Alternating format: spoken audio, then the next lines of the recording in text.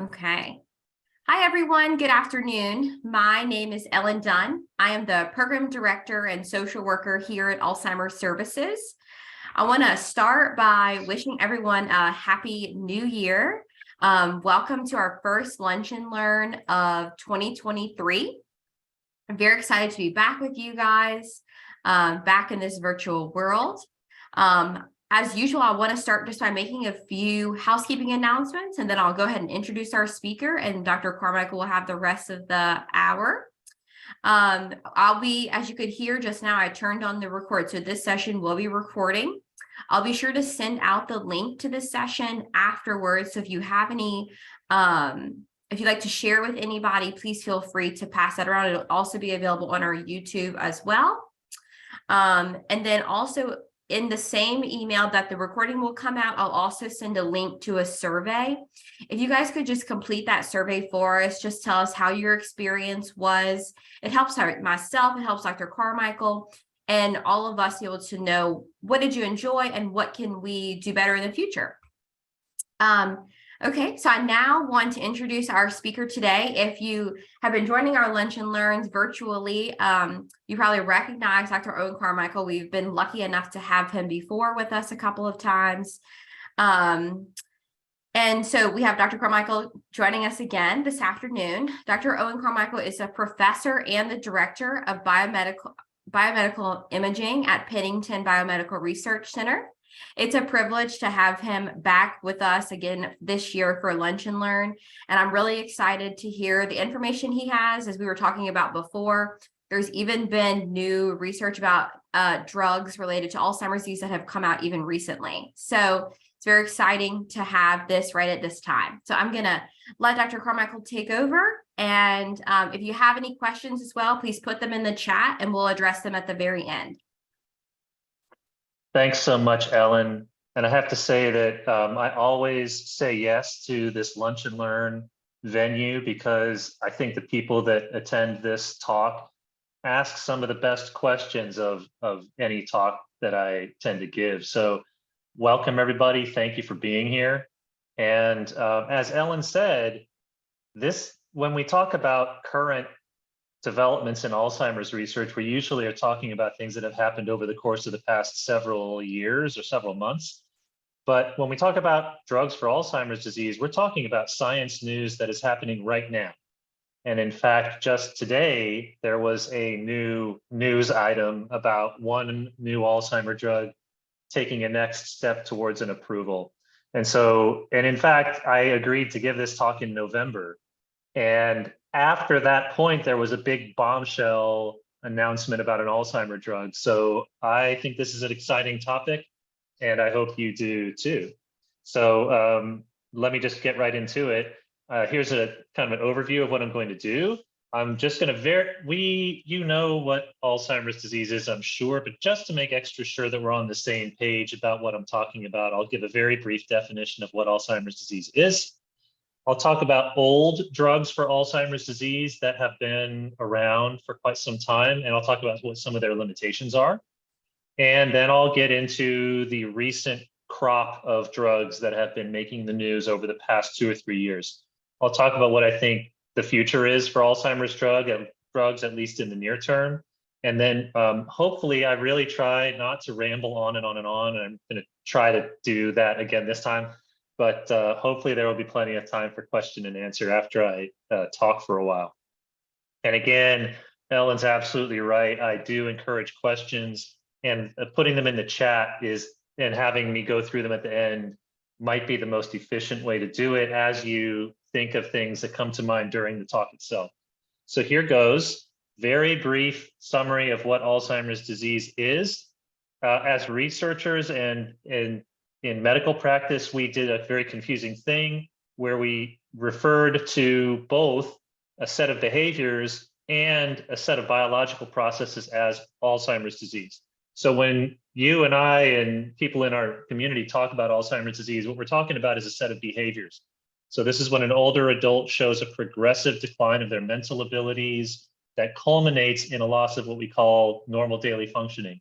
So it's not just that the older adult used to be able to do crossword puzzles and now they can't. we're talking about, when we talk about normal daily functioning, we're talking about the ability to stay independent and lead a productive life of your choosing. So in Alzheimer's disease, the mental abilities deteriorate to such a degree that the patient has problems with basic acts like grooming oneself, preparing a simple meal, hygiene, and things like that. Alzheimer's disease is a heterogeneous disease. It does not play out exactly the same way in each person, but by and large, Alzheimer's disease is thought of as a disease that destroys the brain and often spares the rest of the body. And so there are many stories out there of Alzheimer's disease patients who have strong muscles and are able to walk and carry things around, but they can't tell you what day of the week it is or where they are. And usually the mental decline that comes with Alzheimer's disease progresses in stages, with the most prominent problems that hit the person early on, covering areas like memory, attention, producing language, and the ability to make decisions. At the same time, we also use the term Alzheimer's disease to refer to the biological processes in the brain that are giving rise to these mental problems. And so there are multiple progressive stages of biological processes in the brain that kill the neurons that you use to produce thoughts. And unfortunately for us, Alzheimer's disease has something in common with cancer, in that the body is the brain is deteriorating and being attacked by the disease for many, many years before any symptoms show themselves. And so the estimate is that by the time the person first has the biological events in the brain of Alzheimer's disease, all the way until they first start showing mental decline, that might be a 10 to 20-year long process of what we call clinically silent biological damage that occurs in the brain without anyone being any the wiser. So that's Alzheimer's disease and what it is. So in terms of that biology of Alzheimer's disease, I'm going to focus on that a little bit, just because the exciting advances in Alzheimer's drugs are happening because of differences in what biological process is being targeted by those drugs. So the old drugs that are kind of okay and had a little bit of success but have a lot of limitations target one part of the biology of Alzheimer's disease, and these new, more promising drugs target a different part of the biology of Alzheimer's disease. And it looks like this. Alzheimer's disease happens in stages where we believe a certain protein called amyloid accumulates in the brain as the first domino, as the first kind of event that leads off the cascade of events. It's called amyloid, and it builds up in the brain. For reasons that are unclear, the buildup of that first kind of protein called amyloid appears to trigger the buildup of a second type of protein called tau. And it's that tau protein that kills the neurons which form the electrical circuitry of the brain. So every neuron zips electricity from one part of the brain to the other, excuse me, and you have a very, very large number of millions of these neurons, and the collective electrical firing of those neurons is what gives rise to thought. And so if these neurons misfire and die on account of this tau protein building up, it's maybe not too surprising that you end up with cognitive decline, the loss of the ability to remember things, produce language, and so on. Now, I just want to be extra clear that we are all talking about the same thing when we talk about Alzheimer's disease, because there are two main variants of Alzheimer's disease: sporadic and familial. If you are an older adult yourself, or if you know older adults who are in, for example, their 70s who have Alzheimer's disease, they have the sporadic kind. That's probably 98 to 99% of all Alzheimer's disease cases are the sporadic kind. They are caused by a mix of different biological processes. They are not caused by one genetic mutation. And so the way you can think about sporadic Alzheimer's disease is that you are given an opening hand of cards in a card game. And some people, due to their genetics, they have a poor hand to start out with. They're kind of more likely to get Alzheimer's disease, but they are by no means put on railroad tracks towards Alzheimer's disease. Familial Alzheimer's disease is very much the case that if you have a certain very rare genetic mutation, you are absolutely and positively going to get Alzheimer's disease. You are almost certainly going to get it earlier in life than the sporadic kind, more likely in your 50s or sometimes even in your 40s. And doctors will be absolutely able to tell you whether or not you have that gene. And therefore, whether you are almost certainly going to get that Alzheimer's disease. So there are two different things. I just want to make it clear that I'm talking about the sporadic kind, which again is almost all of Alzheimer's disease. It's influenced by every card in your hand to a greater or lesser extent. And it happens later on in life. And I should also say that the familial Alzheimer's disease is much more aggressive. So yeah, like as I've said, in sporadic Alzheimer's disease, people might have 10 to 20 years of clinically silent disease. Familial Alzheimer's disease, it might be more like a couple of years. And the amount of time they spend declining towards death is very, very brief. So again, sporadic Alzheimer's disease is what I'll be focusing on. Okay, so let's talk about what drugs have been in the landscape up until now. So again, just to review, we have these different stages of the biology of Alzheimer's disease, starting with amyloid, going through to tau protein, leading to neurons misfiring and dying, and all of that culminating in cognitive decline because neurons are what allow you to think. Just as a very brief summary, if you had to have one takeaway message, it's that the old drugs were trying to attack this problem that neurons were misfiring and dying, and they were doing whatever they could to pep up neurons so that more neurons did more firing more of the time, that we just tried to have more electricity zipping around the brain more of the time.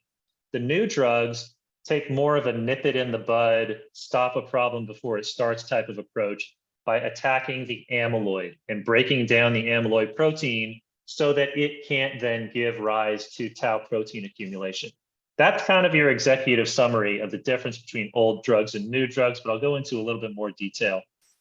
This is the set of old drugs. So I think if you know someone who has been diagnosed with Alzheimer's disease, or if you know family members or loved ones of Alzheimer's disease patients, you may have heard about Aricept and you may have heard about Namenda, because both of those are currently in the works or are currently in the standard toolkit of families and doctors that are trying to take care of someone who has been diagnosed with Alzheimer's disease.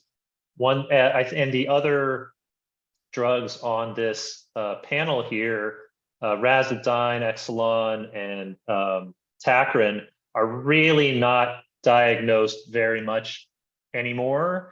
And that's mainly because the benefit versus the risk profile of those drugs is no longer considered favorable compared to Aricept and Namenda.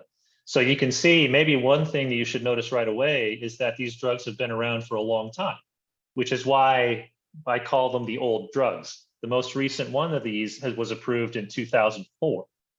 Now, since then, there's been an awfully long drought with no new drug approvals, and that's been highly concerning to pretty much everybody in any way attached to Alzheimer's disease, whether they're doctors, researchers, family members, or the patients themselves. You can see the side effects. Nothing in Aricept and Namenda, the side effects are not nothing, but they're kind of manageable. As you can see, Tacrin is known for being rather more serious than that. The liver damage is no joke. But, and you can see that the different drugs are approved for different stages of disease. So what we do is we grade Alzheimer's disease by how severe the symptoms are that the person is showing. And you can see there's mild, moderate, and severe stages. Donepezil is approved for all stages, and memantine is more for later stages of the disease. But now, if I had to summarize what the big limitations of these drugs are, I go back to my own family, and I go back to my dad, who eventually he did suffer from Alzheimer's disease, but I guess you'd say as a younger father, he used to buy Volkswagens, and he did that at a period in history where the deal was you had to work on your Volkswagen car every 3,000 miles or so, or it would deteriorate. And he did the best he could, but these Volkswagens were constantly breaking down. And I remember as a kid being in these cars that would stall at every red light. And the reason they stalled at every red light was due to the internals of the engine. It had to do with the spark plugs not being timed properly, with the pistons in the engine not moving up and down properly, with the carburetor not providing the gas into the piston at the right time so that it could explode and move the piston up and down and so on. And those were the root causes for why the car would stall at those red lights. However, if you were a young dad and you had 3 kids and you wanted to make this problem go away, you could have a Band-Aid solution that would work, and that was to turn up the idle, which is to say you are essentially telling the car that the gas pedal is pushed more all the time. So you're essentially gunning gas into the engine at all times. And what that would do is rev up the engine and use it more. And it would prevent it from stalling at red lights because you're kind of constantly making the engine go, go, go at a higher level, and you never let it come down to a rest. That is basically what Aricept and Namenda do. They increase the idle of the brain, if you will. They are designed to make all neurons fire more often than they used to, no matter what. They are just trying to increase the total amount of neuron firing that's occurring without actually dealing with the underlying cause of why neurons weren't firing enough in the first place. And that's the problem. So when my dad increases he's no longer with us, but when he would increase the idle of his Volkswagens, he was never really dealing with the root cause of the problem. The root cause of the problem wasn't that the gas pedal wasn't being pushed down far enough. It was that there were these other things. The spark plugs were no good, the pistons were no good, whatever it was. And if you can kind of paper over those problems for a little while, but eventually the car would start stalling at a red light again. And you could increase the idle again, and eventually there were diminishing returns where increasing the idle wouldn't keep the car running anymore because you never dealt with the root problem that was causing it all in the first place. And I think you will find the same is true of Aricept and Namenda. First of all, in some people, it doesn't work at all. And in other people, there's kind of diminishing returns where the Alzheimer patient perks up a little bit for some amount of time. It might be 6 months, a year. Best case, it might be a couple of years. But necessarily, the benefits of Aricept and Namenda wear off after a certain amount of time. And again, the reason is that the root cause of the problem, the amyloid protein, the tau protein, are not being addressed by these drugs. So we've known this in the medical community and the research community for 2 decades. And so there's never really been a time where we stopped trying to develop new drugs that did address the root causes. And that effort has culminated in some of these new drugs that I will talk about next. So as I say, the old drugs were, if you can see my pointer, they are at this late stage of the disease process where all they're trying to do is address the fact that neurons are not firing as much as they used to by asking them to fire more and more and more and more. The new drugs instead are trying to stop that problem before it starts.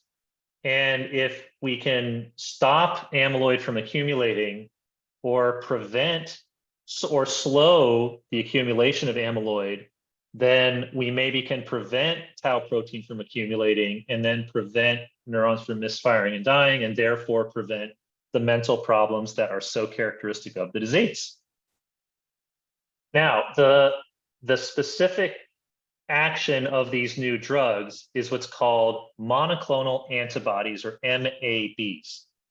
And I will explain how monoclonal antibodies work using a metaphor, kind of like my car metaphor, so please bear with me. So the monoclonal antibodies are like this. In Baton Rouge today, I don't think it's a controversial statement to say that there are criminals that commit crimes. It's not a unique feature of Baton Rouge. Criminals are everywhere committing crimes. They're the bad guys. Criminals make our communal life together worse in some way. And so therefore we have a resource that is in place, or a mechanism that's in place to neutralize criminals, and it's called the police.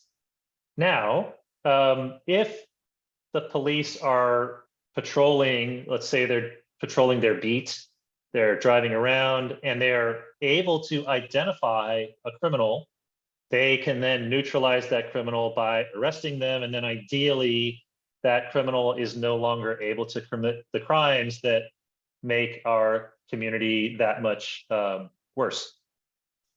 The problem is, of course, that not all criminals make themselves known to the police, and they commit crimes surreptitiously. So thieves, for example, can be walking down the street when they're not committing their crimes, and the police can just drive on by them, not able to identify that they are criminals, and therefore they won't arrest them, they won't neutralize them. So, so this is a problem. And how do we give the police a tool that they can use to identify criminals and therefore neutralize them while they are out and about on the streets of Baton Rouge? Well, we have wanted posters. And okay, I understand, and this is sort of Wild West terminology. We now have a thing called an all points bulletin, where police in their squad cars can be given a picture and a description of someone who is a wanted criminal, but I'll just refer to it as a wanted poster for simplicity. The wanted poster is a tool that police can use to identify criminals as they are walking down the street, therefore identifying them as such, and then they can drive over and neutralize them, which is to say, arrest them. And so with all these, hopefully you can see that these police cars now have wanted posters for this criminal who is walking around the streets. And if they have the wanted poster, then they can identify this problematic person and then go find them, identify them, and neutralize them, which is to say, arrest them.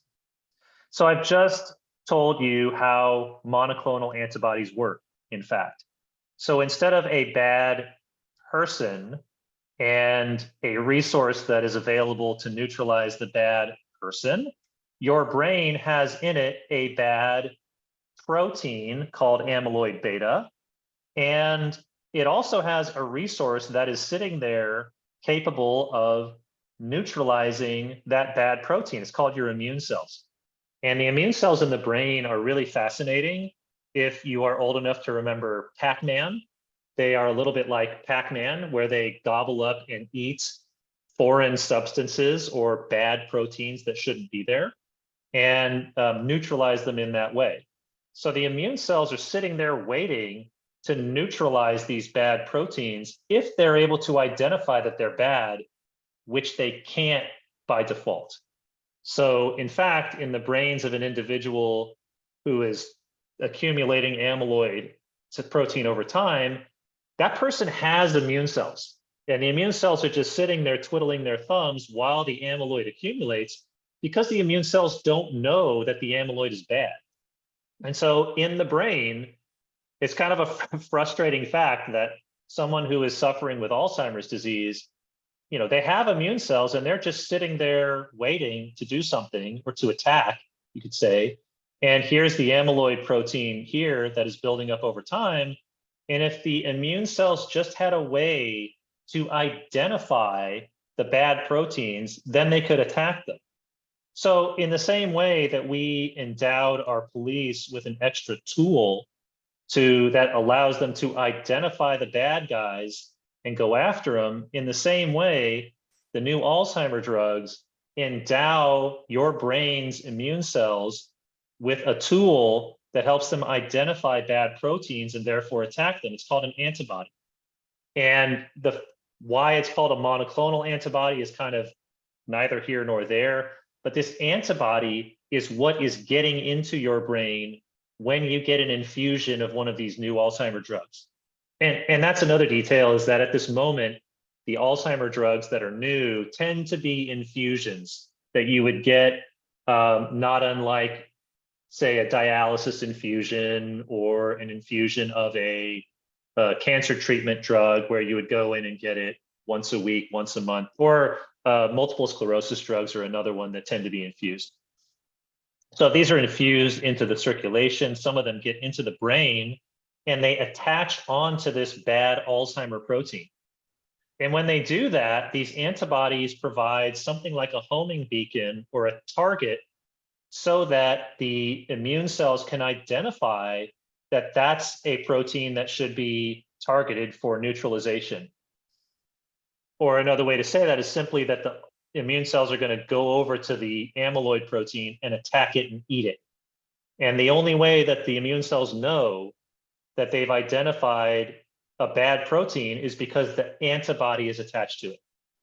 So this is how these new drugs work, is by putting a target on the back of the bad protein in the brain called amyloid, so that the immune cells can kick in and go to work by chewing on the thing.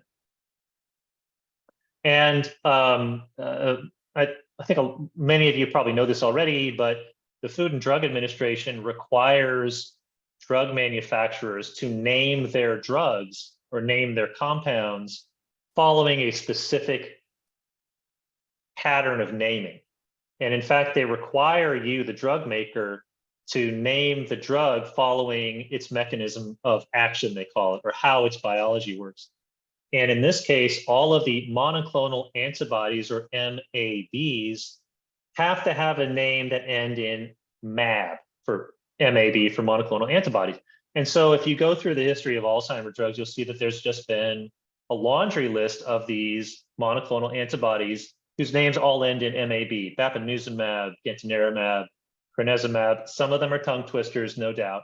Ponesimab, and then anything ending in MAB that you see come up in the news over the next several years in relation to Alzheimer's disease is going to work the way I just described it, with putting a target on the back of the bad guy so that your immune system can come in and attack it. Now, I'll tell you that the last 15 or so years in the Alzheimer world has been one gut punch after another with hugely promising drugs failing in clinical trials. And this has just happened over and over again. These have not, as you can see, the names are different. So semigacistat is not a monoclonal antibody.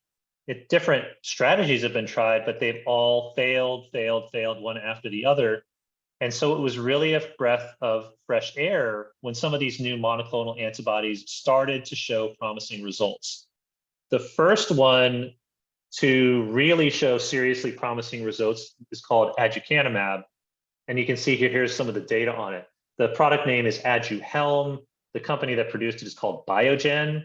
And it was only approved for individuals who are diagnosed with mild memory problems. So this is mild cognitive impairment. And also for individuals who are diagnosed with mild dementia.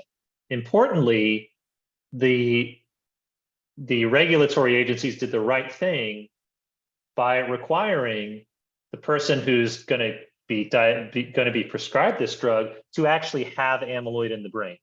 And that should make sense. It's kind of like requiring people who are getting an anti-cancer therapy to actually have cancer. And one of the issues here is that determining that someone has amyloid in the brain requires getting an amyloid PET scan or getting a lumbar puncture. And the amyloid PET scan can be pretty expensive. Now, when aducanumab was approved by the FDA, Biogen priced it at a cost of $58,000 per year, which I think we can all agree is a real eye-opener of a price.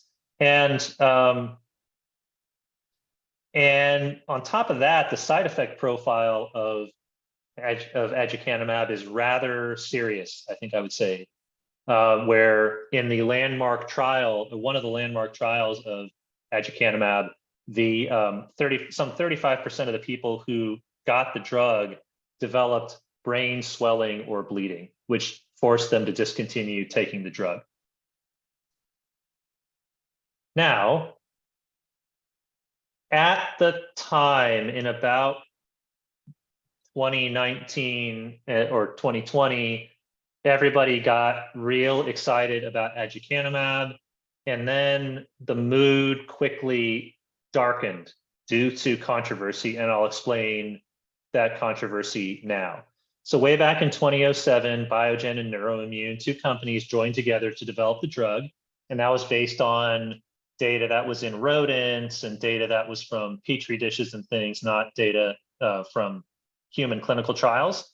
Eventually, they put on human clinical trials that were highly promising.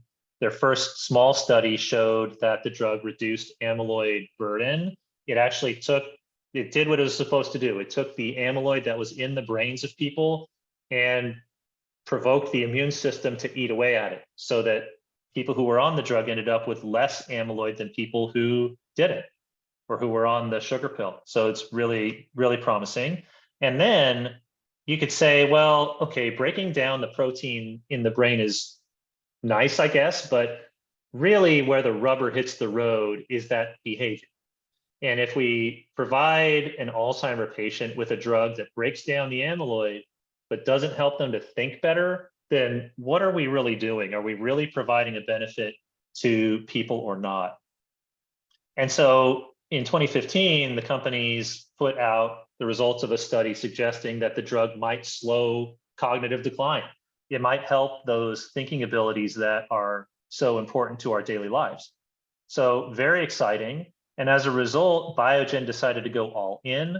They invested in two large, what we call definitive phase 3 studies, which is to say studies that enroll thousands of individuals across the world into studies that either provide them with the active drug or a placebo, and we see if the drug has any effect on their thinking abilities.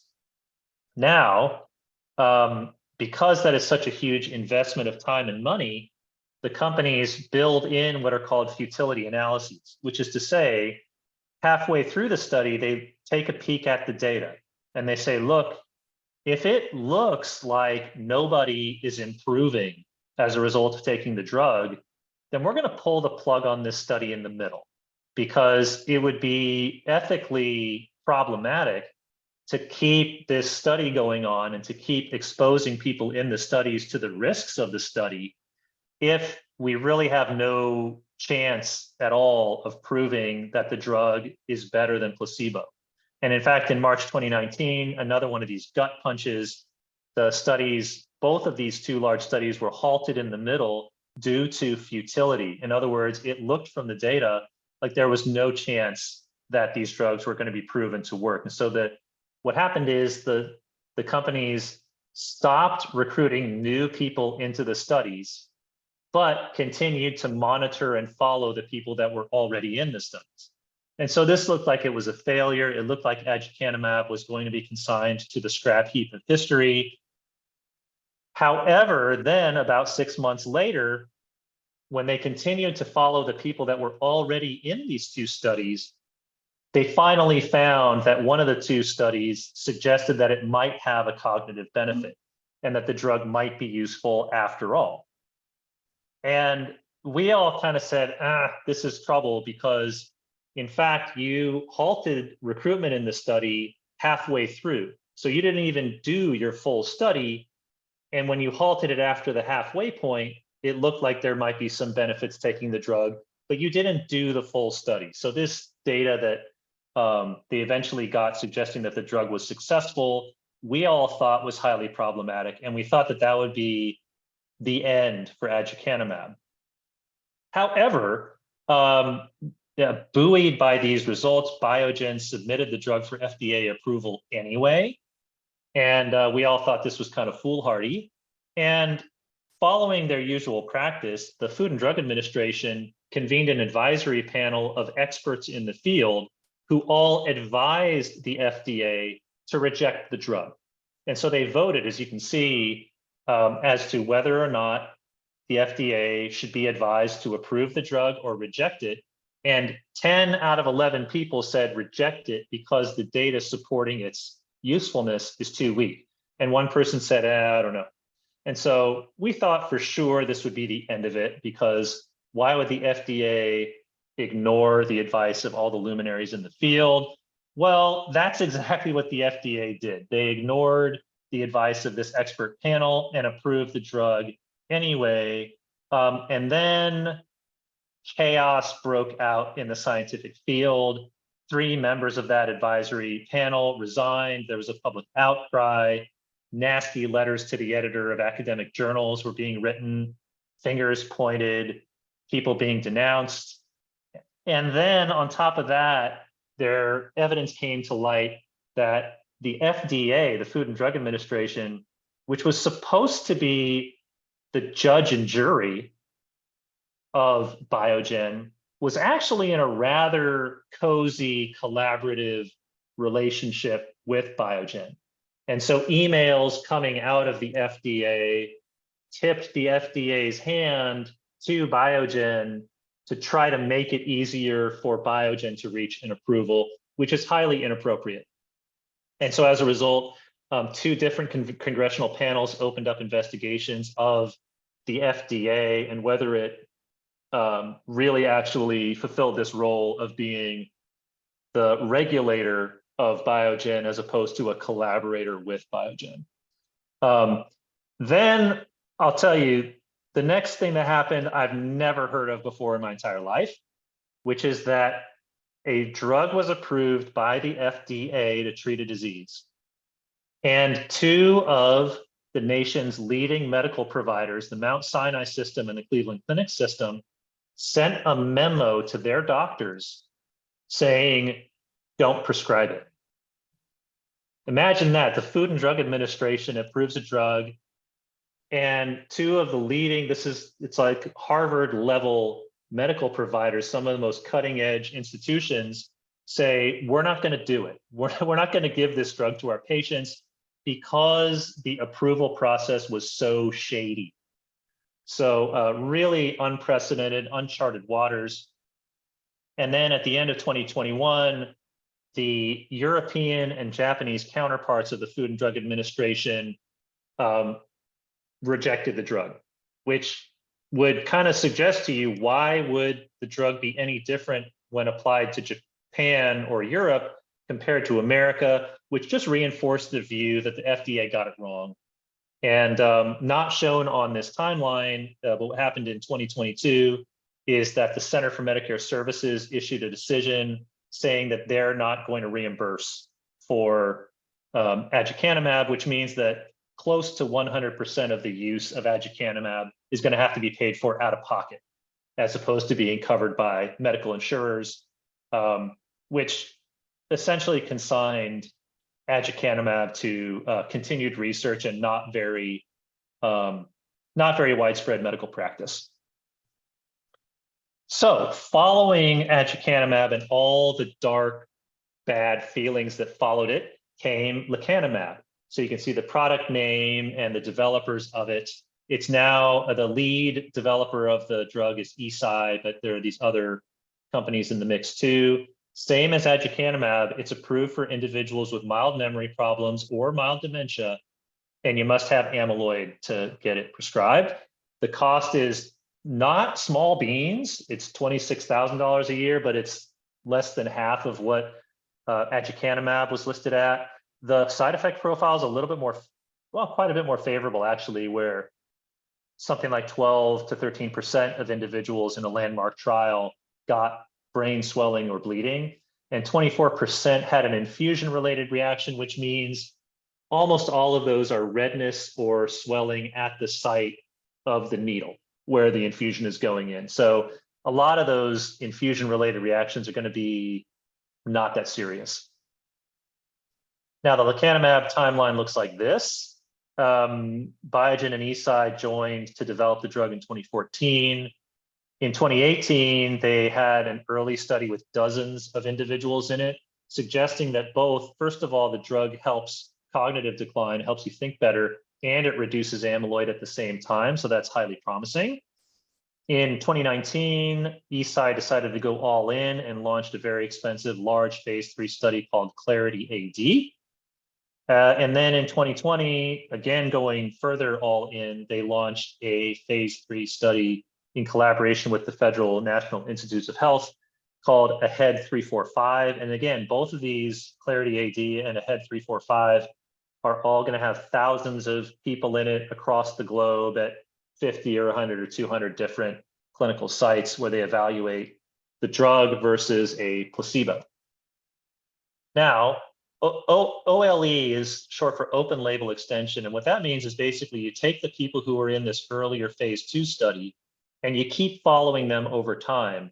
And what was impressive about that observation of keeping following them over time was that here it is 2021, 3 years after the original study results were published, and the people who were in the study way back when are still showing reduced cognitive decline compared to the people who were on placebo way back when. So continuing promising data, although it was from a small phase 2 study. In September of this year, the company Eisai announced the results of the Clarity AD trial, and it was fairly definitive. The drug reduced cognitive decline and levels of the amyloid protein and levels of the tau protein in a significant manner that was greater than what was achieved on placebo. So fairly definitive positive results. In just 5 days ago, the FDA issued its approval of this drug so that now doctors in the United States are able to prescribe lecanemab. And just yesterday, the reason why this drug is in the news right now is that Eisai just submitted the drug for approval to the European Medical Authority, and assumedly, then they're in the middle of the long approval process that is required in Japan. And I should say, by the way, that I focus on Japan because a lot of the East Asian countries will just follow suit with whatever the Japanese medical regulators do. So it is actually a very important step if you get your drug approved in Japan. And what we assume is that sometime in 2023, the approvals or not approvals, we don't know yet, from Europe and Japan will drop. And then I'm not sure exactly when this is going to happen, but hopefully sometime in 2023, the Center for Medicare Services will issue a decision about whether to reimburse for this drug, among whom to reimburse for this drug. And that's very important because secondary medical providers will generally kind of just do whatever the Center for Medicare Services says.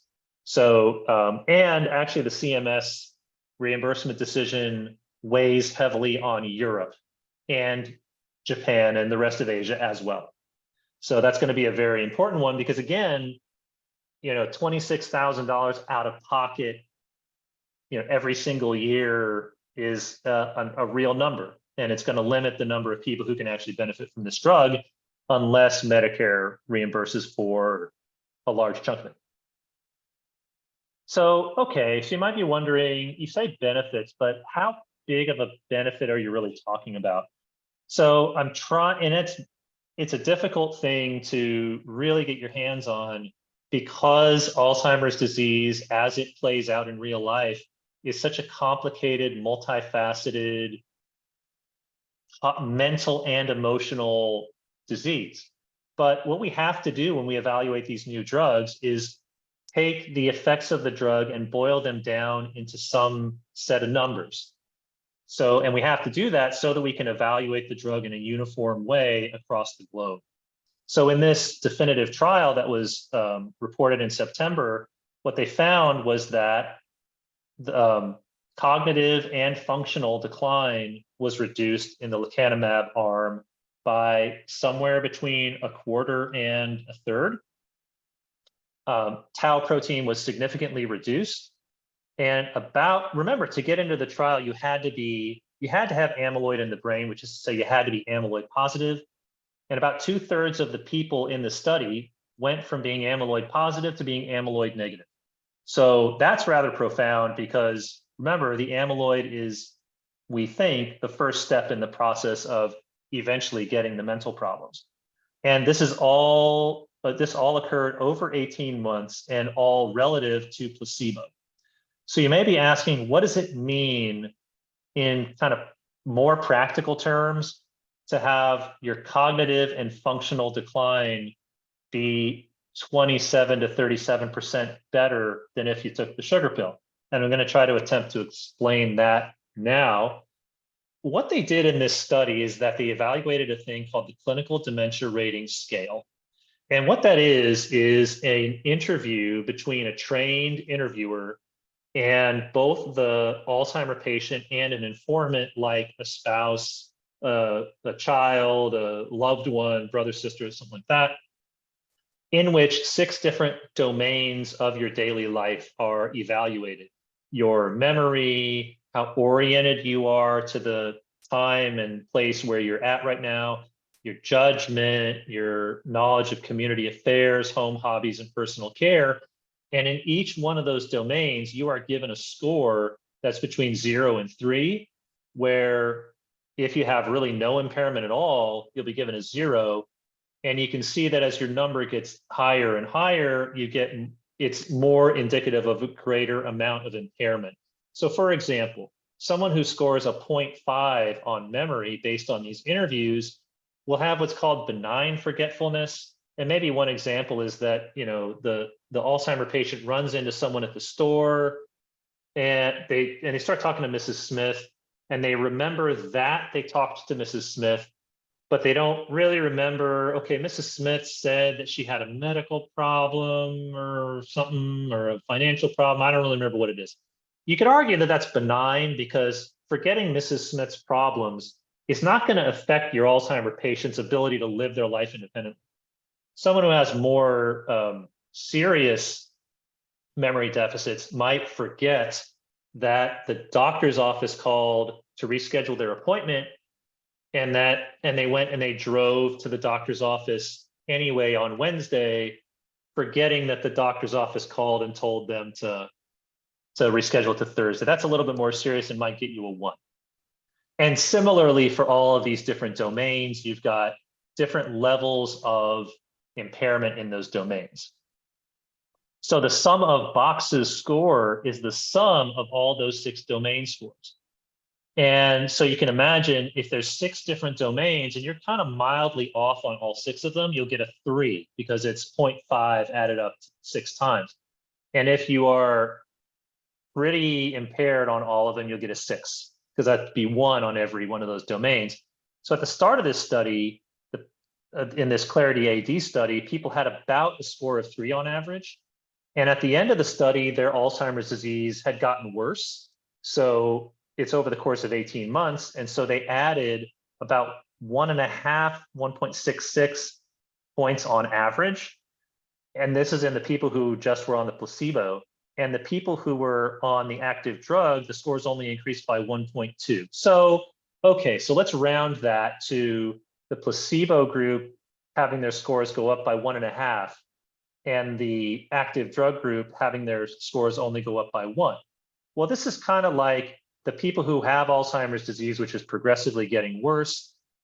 This is kind of like in 3 different areas, their 0.5s went up to 1s.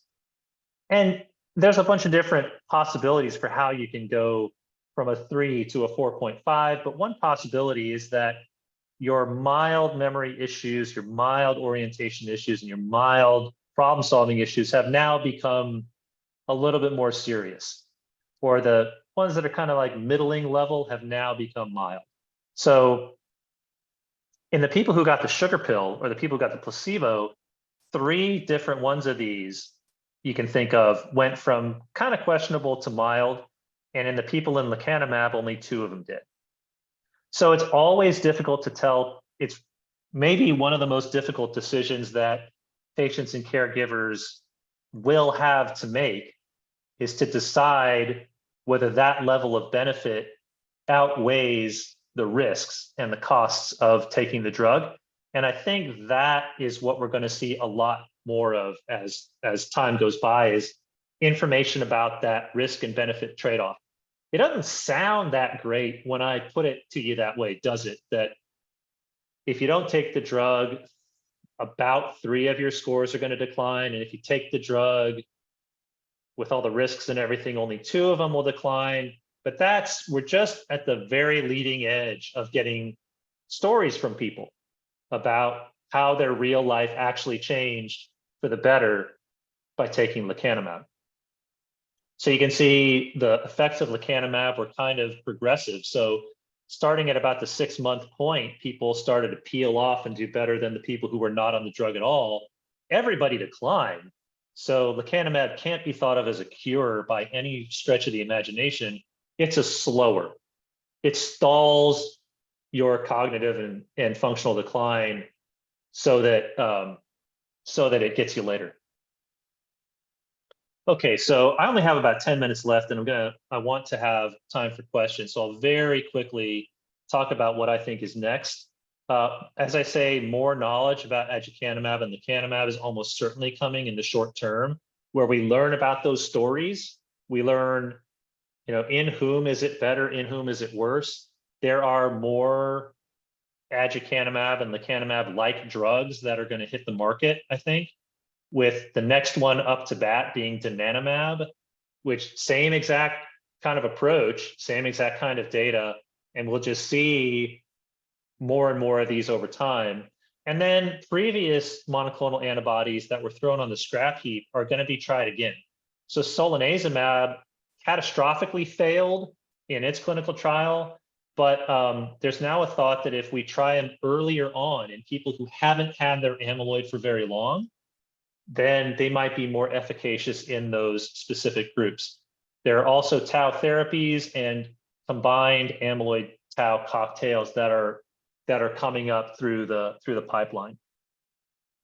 So I'll just very quickly talk about why we would try them in specific groups. Well, here's an example: is African Americans. So we act as though every Alzheimer's disease patient from every possible background has the disease play out in their brain in exactly the same way, and it's not true. So African Americans, for example, have double the risk of getting Alzheimer's disease in the first place compared to corresponding white people. And it appears that Alzheimer's disease plays out somewhat differently in this community, in the sense that there seems to be more aggressive decline, and that genetics influence Alzheimer's disease differently than in corresponding white people, but we don't really know why. And only 6% of this Clarity AD trial was constituted people that identified as African American, which gives me pause anyway about how a doctor would talk to African American patients about the appropriateness of this drug. So at Pennington, what we're trying to do is solve, to the best that we can, this problem of underrepresentation of African Americans in Alzheimer research. We're doing studies that assess promising therapies, or promising approaches, specifically in African American cohorts. So we have a large study called RATE that puts people on an exercise plan. We had an intranasal insulin study. And so if you are African American yourself, or you have African American friends that are interested in being part of the fight against Alzheimer's disease, I would encourage them to call us or check out our website to see if they're eligible for one of these studies. So I'm going to very quickly just tell you that I think we want to turn Alzheimer's disease into cancer, which doesn't sound that great. It sounds kind of negative, but think about the bad old days of cancer where, it would kind of drop on people all of a sudden. You didn't really know who was going to get cancer. And the way you found out about, for example, lung cancer is that you would cough up blood, then go to the doctor, then get told that you had late stage lung cancer. And nowadays, of course, things are very different. You can be screened for it. You can have it treated before you even start feeling bad. And, knock wood, there's a lot of people out there who are living with their cancer for a really, really long time. Alzheimer's disease, I think we want to get to that state where, we're starting to chip away at this, where, we're now able to do some things about it. We understand the stages of the disease, at least biologically. We can see how far along it is. And we want to move towards a place where people can get screened for it regularly so that new drugs can be applied early to nip it in the bud. So I know I've used up a lot of my time, only have 5 minutes. I'm happy to stay after the 1 o'clock deadline if that's allowed, but I'll open it up to questions at this time. Yeah, that's absolutely allowed if you have the time for it. This was a I do. fantastic presentation. Oh my gosh. Thank you so much. I don't think the timing could have been any better. I know, right? Yeah, it's really kind of remarkable. Yes, thank you so much. We do have some really good questions in the chat. I can read them off to you. Sure. Our first one is, not sure if you know the answer to this offhand, but memantine/Namenda drug says that it reduces amyloid, but doesn't end with an MAB. Does this work on a different concept, better or worse? So if we look at the biology of memantine and Namenda, they are not designed to reduce amyloid. If there's data out there, and there is a little bit of data out there suggesting that it does reduce amyloid, and I think the short answer is that we don't know why. And we're also not really sure how rock solid that data is suggesting that it does reduce amyloid. But frankly, I have no clue why either of those drugs would reduce amyloid. Okay. Our next question is, what if any research is being done on neuron regeneration for reversal of cognitive decline? Right. So this is kind of one of the other branches of research, and I think my current thought is that if you get into amyloid and tau kills neurons. If you had a way to replace them or regenerate them, you may be able to balance it out. And that is sort of one of the holy grails that comes from the non-Alzheimer's world, actually. So the healthy aging people want you to keep regenerating your neurons. Currently, it looks like the best shot at doing that is by exercising, actually. So exercise promotes these messages in the brain that say grow neurons, grow neurons, grow neurons. And it does look like people who exercise are more resilient to amyloid and tau, although amyloid and tau eventually wins. Okay. Next question is, how much or does an anti-inflammatory diet help with decline? Yeah, so there is very tantalizing data out there suggesting that middle-aged individuals who follow a certain dietary pattern that's associated with less brain inflammation, that they go on 25, 30 years later to have a lower risk of Alzheimer's disease. And it's absolutely a topic of intense current research because, again, there are these immune cells sitting in your brain. I simplified the story by a lot when I talked about the immune cells in the brain being the cops. And I'm not going to turn this into a political thing, but the concept being that the cops always get it right. The immune cells are the same way, that they can absolutely start breaking down healthy cells accidentally, so to speak, without or inappropriately, I guess you'd say.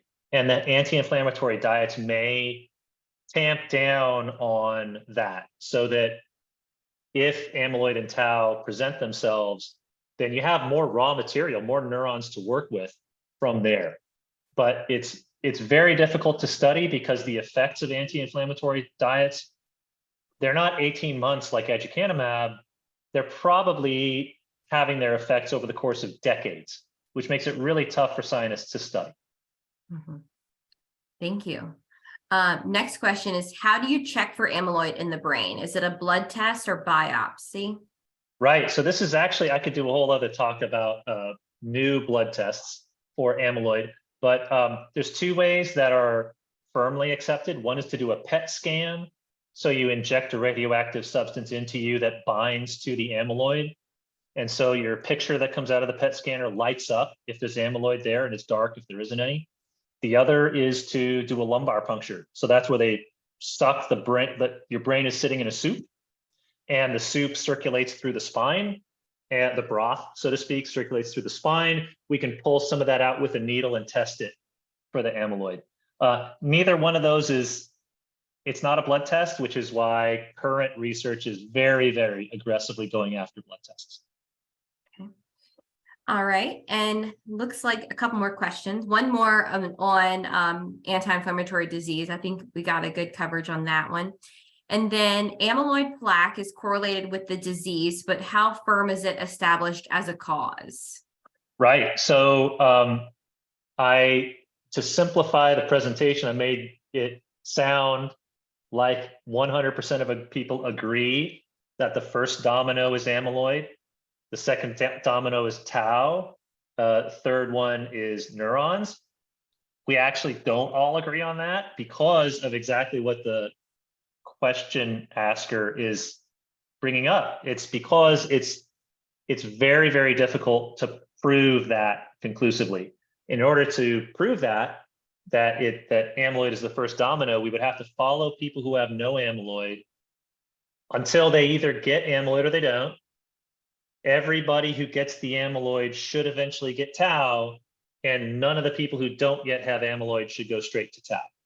And we just don't have that data yet. So it does appear that a lot of people who have amyloid right now go on to get tau, and that not that many people go from no amyloid to tau, thus skipping the amyloid stage. But that number has never been zero. And in fact, there's a whole very interesting group of people that appear to skip the amyloid part and go straight to tau. And okay, does that mean that this amyloid thing is like a detail or some kind of what we call an epiphenomenon that's happening, but it's not causing anything? But I think the people who are aggressively in this amyloid cause camp would tell you that the lecanemab, and in fact, I just read an article where someone said the lecanemab results prove the amyloid hypothesis because breaking down amyloid was associated with the tau going down. So that drug doesn't do anything to tau, we don't think. It really just, it skips the tau and goes straight to the amyloid. And somehow doing that, keeping the first domino from falling over, was also the thing that happened at the same time, was that the second domino didn't fall over and the third one. So so it does support this amyloid first hypothesis, but again, it's just one study and it's not the last nail in the coffin. Thank you. That same commenter who asked that question also said that I guess he's heard of some people with terrible plaques and tangles were functioning perfectly until death. So anything you can add to that?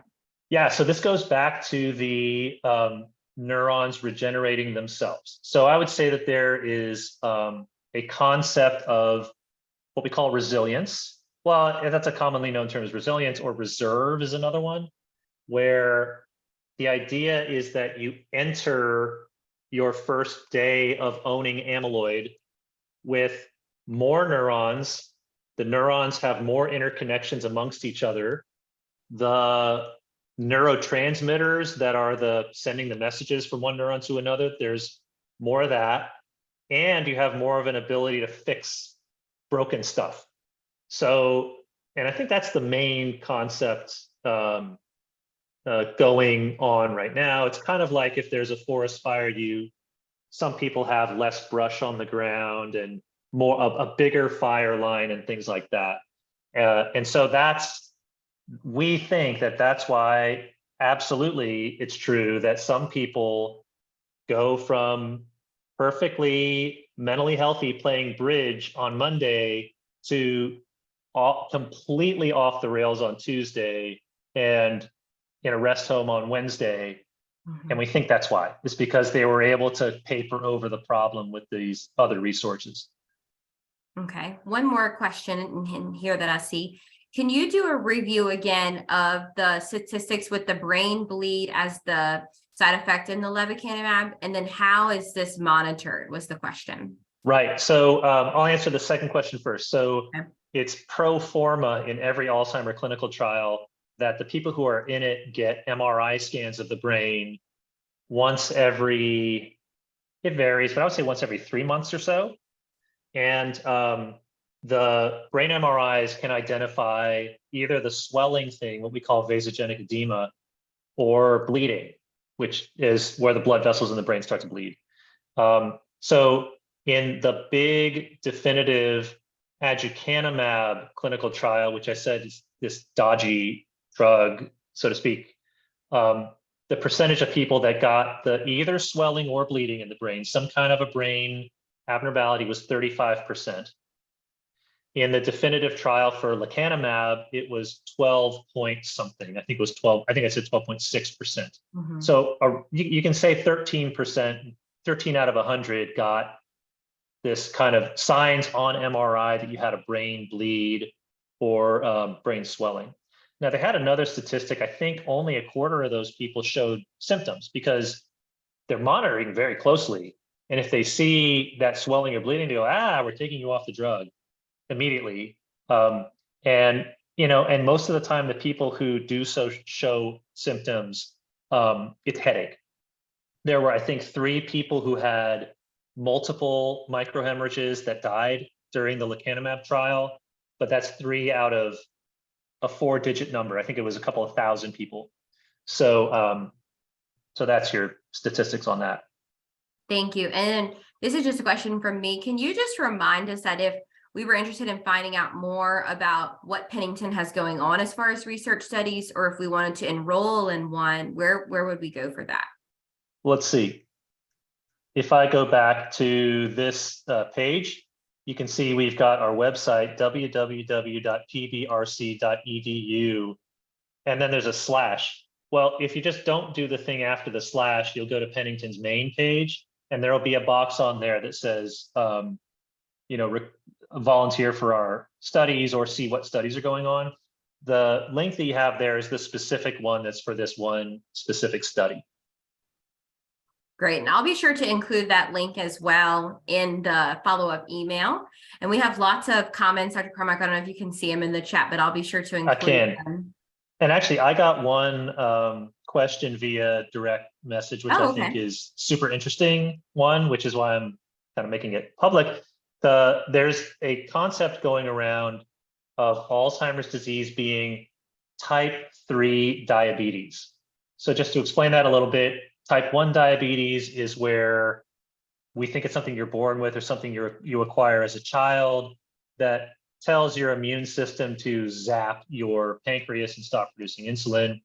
Type 2 is the acquired type where your obesity or some other, well, it's mostly your obesity, will kind of wear down your pancreas until it conks out.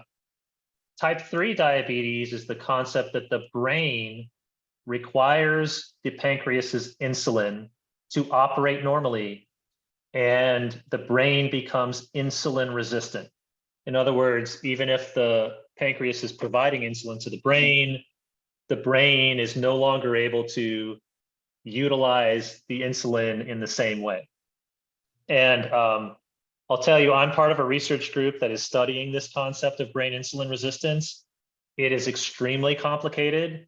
The current belief actually is that the brain utilizes insulin completely differently from the rest of your body.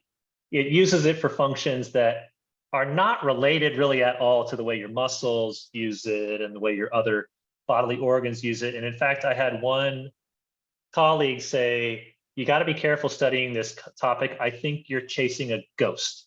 So it is very interesting. It's just very early going in understanding that type 3 diabetes thing. Thank you so much, Dr. Carmichael. That's all the questions that we have. Again, this was a Fantastic presentation. We always love having you. So thank you so much for your time. Again, great questions, and that's why I enjoy doing this presentation. Thanks so much, everybody who you were clearly listening very, very well. So thanks a lot. Thank you. We look forward to having you again. All right. Take care, Bye-bye. everybody.